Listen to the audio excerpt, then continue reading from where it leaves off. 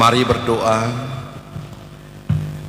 di perayaan hari ulang tahun kemerdekaan Republik Indonesia yang ke-77 saat ini, dalam satu persekutuan ibadah yang mengucap syukur. Kami hendak membaca, mendengar, merenungkan sabda kebenaran firman-Mu.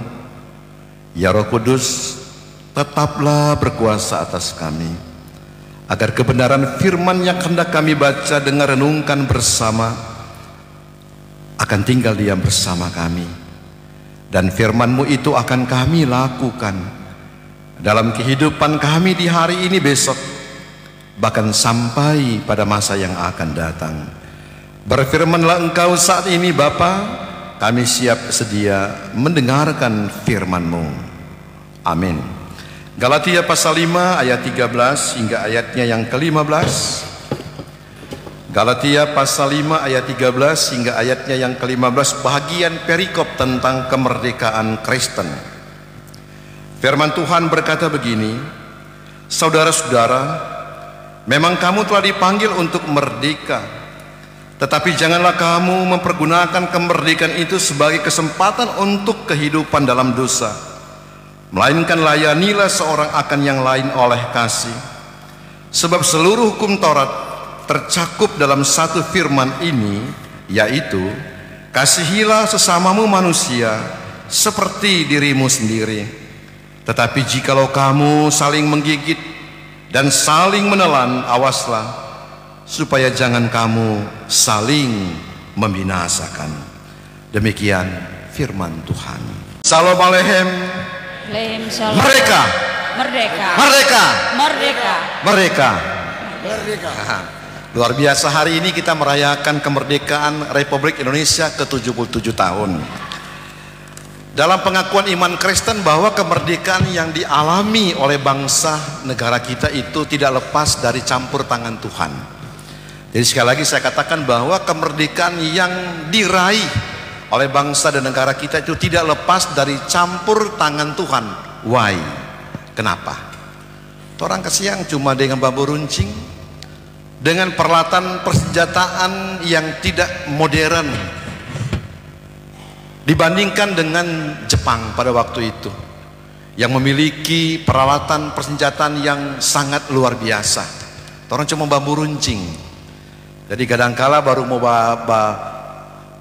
berperang, baru mau cucu orang semati. Karena apa?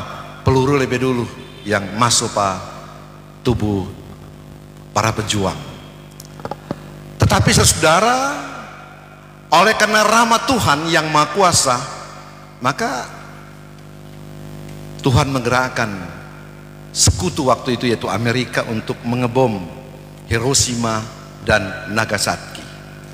Dan pada akhirnya ketika dua kota besar yang ada di Jepang itu dibom oleh Amerika dan sekutunya, maka bertekuk lututlah Jepang terhadap sekutu, dan kemudian memberikan kemerdekaan bagi bangsa Indonesia.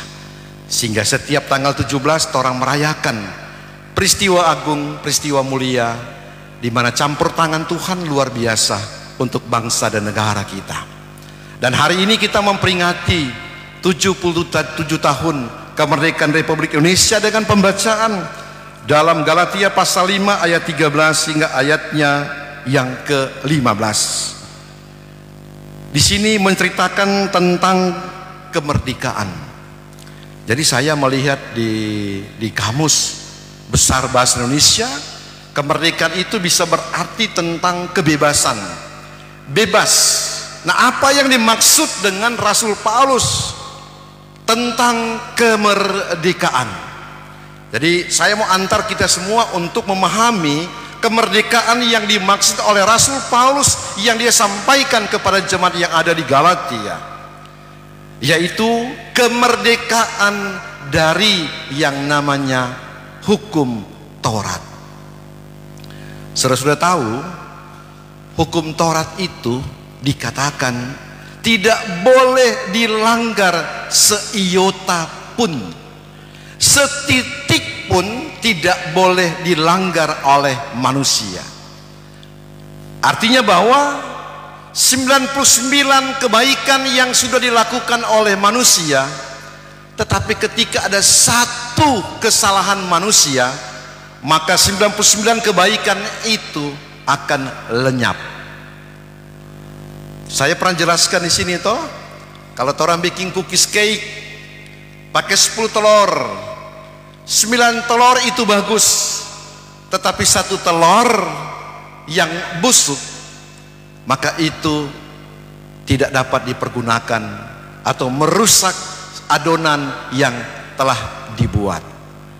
Sehingga pada akhirnya manusia yang hidup pada masa itu, mereka tidak akan terlepas dari yang namanya hukum Taurat. Sehingga Allah datang ke dalam dunia melalui pribadi yang namanya Yesus. Dan Yesus katakan bahwa aku datang ke dalam dunia bukan untuk meniadakan hukum Taurat, tetapi aku datang untuk menggenapi. Hukum Taurat tetap dilaksanakan, tetapi yang paling utama yang diajarkan oleh Yesus yaitu tentang kasih. Ini luar biasa catatan Alkitab, sebab seluruh hukum Taurat tercakup dalam satu firman, yaitu kasihilah sesamamu manusia seperti dirimu sendiri, saudara-saudara. Jadi Paulus mengajak agar supaya setiap orang yang ada di jemaat Galatia, sebagaimana mereka mengasihi, mencintai diri mereka, maka lakukanlah itu segenap kepada orang lain. Atau jadi misalnya orang yang tidak suka orang pe kepala terantuk, maka orang kalau mau jalan, orang berhati-hati. Orang yang tidak suka orang pe perjalanan itu, orang tak isi di lubang, maka orang berhati-hati untuk tidak mau masuk di lubang. Karena apa? Orang sayang orang pe diri.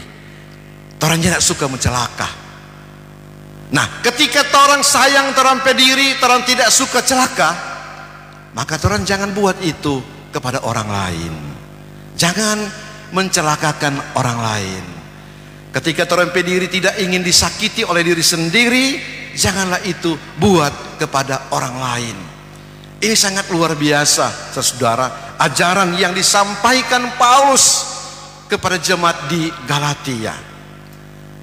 Paulus tidak katakan bahwa dorang itu, orang-orang Galatia adalah orang-orang yang sudah dibebaskan, memiliki kemerdekaan, yang hidup di dalam kasih persaudaraan. Nah, demikian juga orang Bapak Ibu dalam komunitas sebagai anggota kolom 1 sampai kolom 28, ada diaken, ada penatua, ada jemaat. Jangan saling menggigit, firman Tuhan katakan. Jangan saling menelan, firman Tuhan katakan. Tetapi orang saling mengasihi. Jangan orang saling membinasakan, tetapi orang harus saling mengasihi.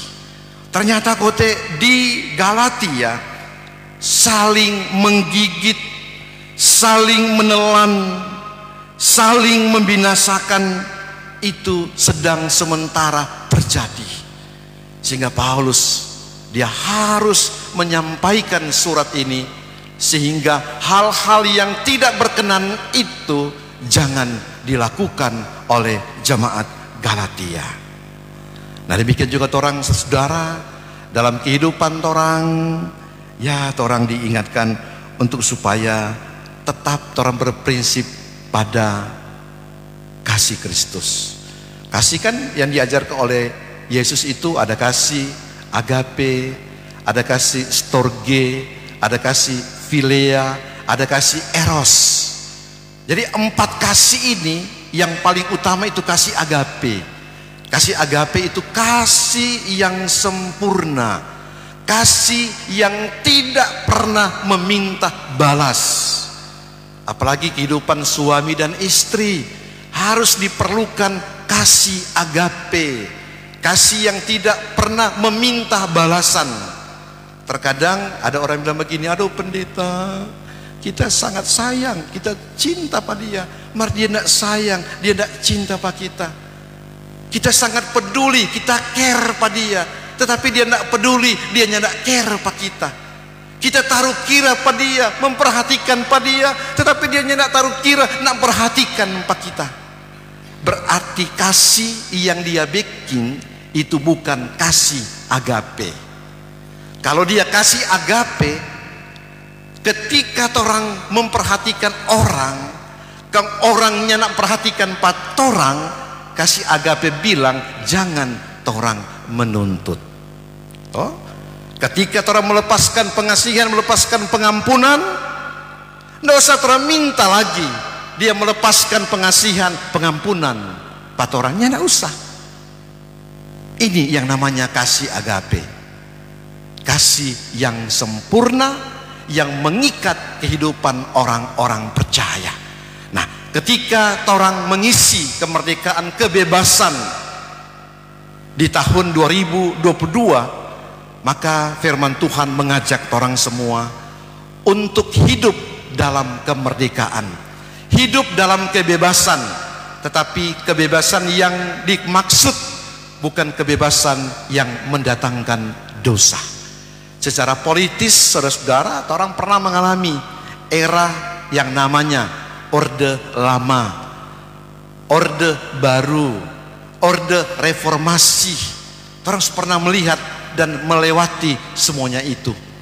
Nah, kalau Orde Lama tidak ada kebebasan untuk melakukan sesuatu waktu itu. Tetapi ketika ada zaman reformasi, orang diberikan kebebasan untuk melakukan sesuatu, tetapi diatur oleh undang-undang. Ada terempe pakar hukum, terempe lawyer, Penatua Niko Walone, SH CLA, yang memahami tentang hukum. Jadi bagaimana orang ada kebebasan, tetapi diatur dalam aturan. Kalau aturan gereja, aturan agama, yaitu orang diatur lewat kasih. Tetapi sebagai masyarakat orang diatur lewat undang-undang yang berlaku. Dalam kebebasan orang untuk mengeluarkan pendapat, tetapi diatur oleh undang-undang. Ada misalnya bebas juga orang boleh isi di FB apapun, tetapi diatur oleh undang-undang IT yang namanya. Jadi misalnya kita kalau kasih keluar di FB, ini Sepnat ini, Bapak Sepnat ini, bla bla bla bla bla bla bla bla. Bapak Sepnat ini, pokoknya memang yang negatif. Kita bebas mengeluarkan pendapat, tapi unek-unek, tapi isi hati.